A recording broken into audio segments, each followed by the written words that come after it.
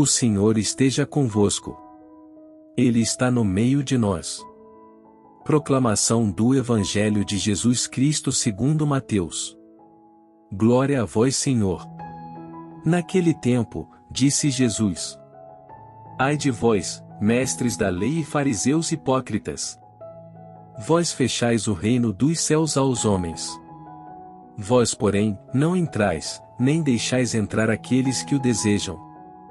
Ai de vós, mestres da lei e fariseus hipócritas! Vós percorreis o mar e a terra para converter alguém, e quando o conseguis, o tornais merecedor do inferno, 2 vezes pior do que vós. Ai de vós, guias cegos! Vós dizeis: e se alguém jura pelo templo, não vale. Mas se alguém jura pelo ouro do templo, então vale. Insensatos e cegos! O que vale mais?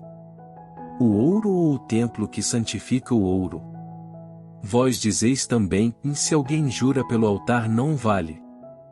Mas se alguém jura pela oferta que está sobre o altar, então vale. Cegos! O que vale mais, a oferta, ou o altar que santifica a oferta? Com efeito, quem jura pelo altar, jura por ele e por tudo o que está sobre ele. E quem jura pelo templo, jura por ele e por Deus que habita no templo. E quem jura pelo céu, jura pelo trono de Deus e por aquele que nele está sentado. Palavra da salvação. Glória a vós, Senhor.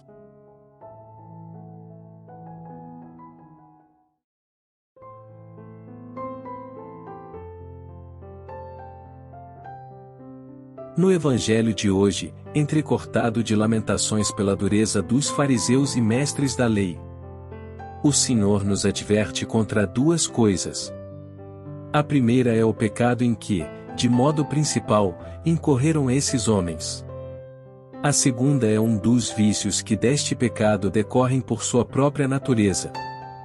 Pois bem, o pecado em que caíram os fariseus, valendo-lhe as duras palavras de Jesus, é a soberba. Um desejo desordenado da própria excelência. Ora, a soberba fundada em uma distorcida apreciação quer dos próprios méritos, quer dos defeitos alheios, costuma manifestar-se de 4 maneiras. A primeira, quando pensamos ser nós, e não Deus, a fonte dos bens que possuímos. Como está escrito em 1 Coríntios, capítulo 4 versículo 7, que diz: Que é que possuis que não tenhas recebido?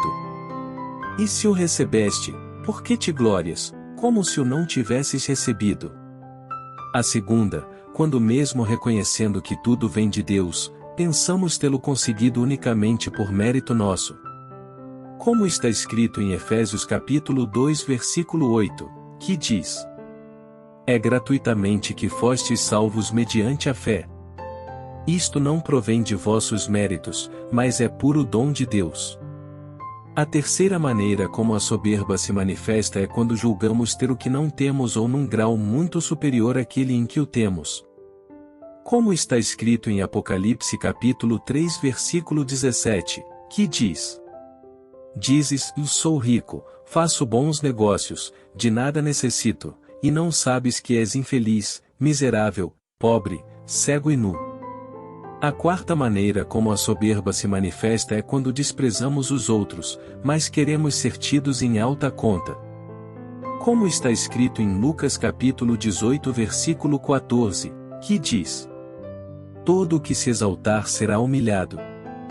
É verdade que geralmente, não somos culpados de soberba completa, como se nos colocássemos realmente acima de Deus, o que seria um pecado gravíssimo, mas não é menos certo que, graças à nossa inclinação ao mal, cometemos com muitíssima frequência atos de soberba incompleta, que embora não passem em regra, de culpa venial, não deixam de ser um verdadeiro pecado. E um dos mais perigosos, por ir enraizando em nós uma tendência vinda de berço que, se não for combatida, pode tornar-se causa certa de condenação. Comentando agora sobre a segunda advertência de Jesus no texto de hoje, em que da soberba, por sua vez, nasce o vício da hipocrisia, que consiste em querer manifestar a própria excelência mascarando-a com aparências de virtude. Eis porque Jesus repreende os fariseus nestes termos: ai de vós, escribas e fariseus hipócritas! Sois semelhantes aos sepulcros caiados, por fora parecem formosos, mas por dentro estão cheios de ossos, de cadáveres e de toda espécie de podridão. Por carecer de uma reta apreciação de si mesmo, o soberbo não vê com justa medida nem as próprias qualidades nem pode aceitar as dos outros, que lhe parecem um assinte à sua própria grandeza. Por isso, tem necessidade de rebaixar os demais exibindo-se como superior a todos. E este vício tão pernicioso, que começa às vezes com a dissimulação de um pequeno defeito, pode crescer a tal ponto que o homem acabe perdendo a própria personalidade, encoberta sob as máscaras de uma personagem que talvez engane o mundo, mas não pode enganar a Deus. Como está escrito em Tiago capítulo 4, versículo 6, que diz: Deus resiste aos soberbos, mas dá sua graça aos humildes. Contra tão má raiz e tão podre fruto, peçamos a Deus que nos conceda a graça de nos conhecermos à luz da sua verdade. Tenhamos sempre diante dos olhos os pecados da nossa vida passada, antes de nos convertermos, consideremos francamente o variadíssimo gênero de defeitos que possuímos, reconheçamos que todos os dotes de que nos poderíamos orgulhar não são senão dons de Deus, a serem postos ao serviço dele. Tampouco nos esqueçamos de contemplar frequentemente a humildade de nosso Senhor Jesus Cristo, que, sendo de condição divina, não se prevaleceu de sua igualdade com Deus, mas aniquilou-se a si mesmo, assumindo a condição de escravo e assemelhando-se aos homens. E sendo exteriormente reconhecido como homem, humilhou-se ainda mais, tornando-se obediente até a morte, e morte de cruz. E enfim, como bons discípulos, ponhamos em prática o que nos ensina o Mestre Jesus no Evangelho de Mateus capítulo 11 versículo 29, que diz: Tomai meu jugo sobre vós e recebei minha doutrina, porque eu sou manso e humilde de coração e achareis o repouso para as vossas almas.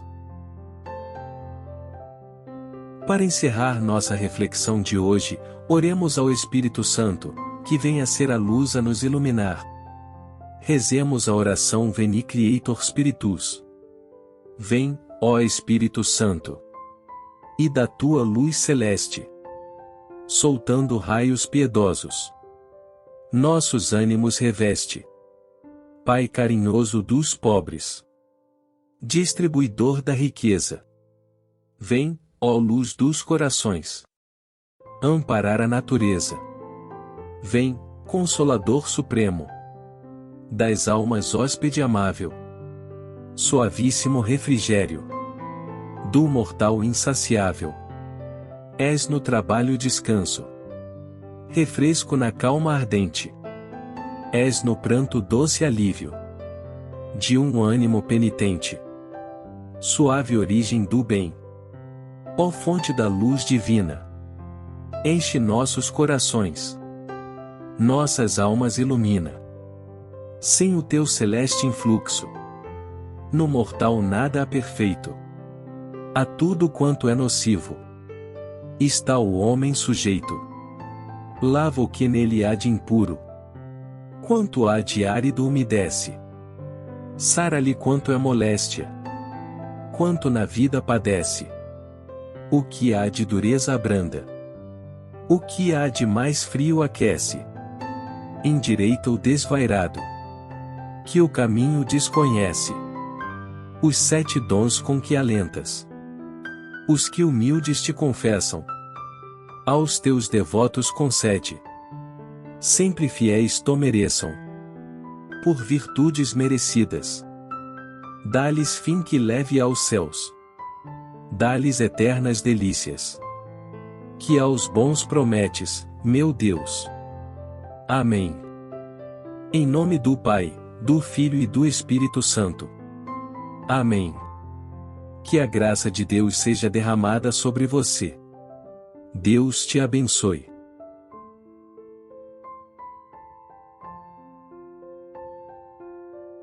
Gostou deste conteúdo? Clique no joinha, deixe seu comentário abaixo e inscreva-se no canal caso não seja inscrito para receber novos conteúdos. Ao se inscrever, não esqueça de apertar o botão de notificação para não perder nenhum conteúdo novo.